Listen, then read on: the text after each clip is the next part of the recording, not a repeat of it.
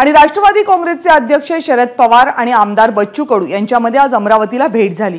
दोनही नेत्यांमध्ये बंद दाराआड जवळपास 15 ते 20 मिनिटे चर्चा झाली। शरद पवार हे सध्या 2 दिवसांच्या अमरावती दौऱ्यावर आहेत। याच दौऱ्यावर असताना बच्चू कडू यांनी शरद पवारांना घरी येण्याचं निमंत्रण दिलं होतं। शरद पवार यांनी या निमंत्रणाचा स्वीकार केला आणि वज्झर इथल्या शंकरबाबा पापडकर यांच्या आश्रमाला भेट दिल्यानंतर बच्चू कडू यांच्या निवासस्थानी म्हणजे पूर्णा इथे जाऊन त्यांची भेट शरद पवार यांनी घेतली।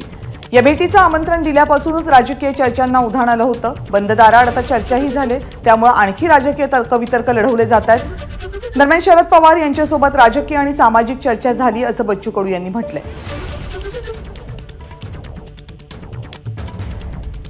काही संकेत नाही, एकदम राजकीय चर्चा झाली नाही आणि शेतीवरची चर्चा झालेली आहे।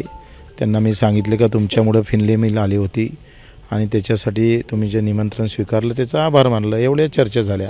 आता राजकीय काय चर्चा झाली असेल तर आम्ही तुम्हाला सांगणार नाही, ते सांगण्याचं काही कारणही नाही आहे। बऱ्याच गोष्टी काही उघड करायच्या नसते, तेवढं तारतम्य ठेवलं पाहिजे। शरद पवार आणि बच्चू कडू यांच्या भेटीवर बोलताना बच्चू कडू यांचं स्वागत आहे असं वडेट्टीवार यांनी म्हटलं, तर शिंदे मुख्यमंत्री असेपर्यंत कुठेही जाणार नाही असं बच्चू कडू यांनी प्रत्युत्तरादाखल म्हटलं। नाही, बच्चू कडूंचं स्वागत आहे, त्यांनी निर्णय घ्यावा, हायकमांड पुढे चर्चा करू, हायकमांड निर्णय घेईल। आणि मला वाटतं की बच्चू कडूंचा सगळ्या सत्तेतून भ्रमनिरास झाला असावा, तर राजकारणामध्ये जी भूमिका जो म्हणतो त्यावर निश्चित चर्चा होते। यशस्वी झालेल्या महाविकास आघाडीमध्ये बच्चू कडू जाणार तुम्ही? नाही, मी तुम्हाला सांगितलं ना, शिंदे साहेब आहे तेपर्यंत शक्य नाही।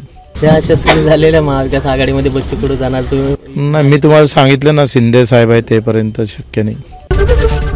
एबीपी माझा, उघडा डोळे बघा नीट।